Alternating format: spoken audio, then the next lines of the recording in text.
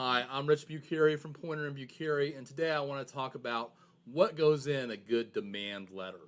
So, a demand letter is something that we and other law firms send out to the insurance companies demanding an amount of compensation for the injuries that our clients have. And so, the first thing we do is we're going to talk about the facts.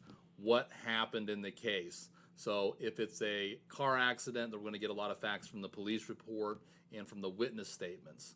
Our client was driving on such and such highway, they had the right of way, and then your client ran a stop sign and slammed into the side of her. And then we're going to talk about our theory of liability.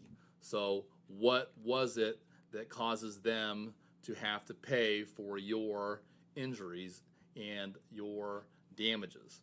So the theory of liability is going to be usually one of negligence, that they failed in their duty of care, whether it was to obey traffic laws or was to keep the floor safe for its customers. So whatever that theory of liability is, we're going to include that in the demand letter.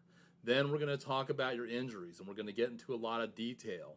We're going to request all of your medical records for all the treatment that you had, and then we're going to go through the medical records, and we're going to write a narrative for everything that you did. So usually it starts off by you went to the hospital by ambulance, and then maybe you followed up with your primary care doctor, and then they sent you to a specialist, and then after you went to the specialist, you had to have surgery, or they sent you to physical therapy, and we're going to outline all of those treatments and all of those doctor visits.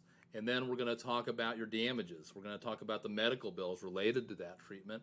And then if you had any lost wages, or we're going to put a number on your pain and suffering and permanent impairment. So those are the types of things that we're going to itemize in your damages section. And then we're going to, based on that, make a demand to the insurance company. As a result of your insurer's negligence, we demand such and such amount for compensation, whatever that amount may be. And obviously, we will go over that amount with you before we make it. But basically, this demand letter is a tool that is often referred to throughout the case, even if you're not able to get the case settled right after you send the demand letter, because you can rest assured the insurance company is not going to say, yeah, we're going to pay whatever you ask for.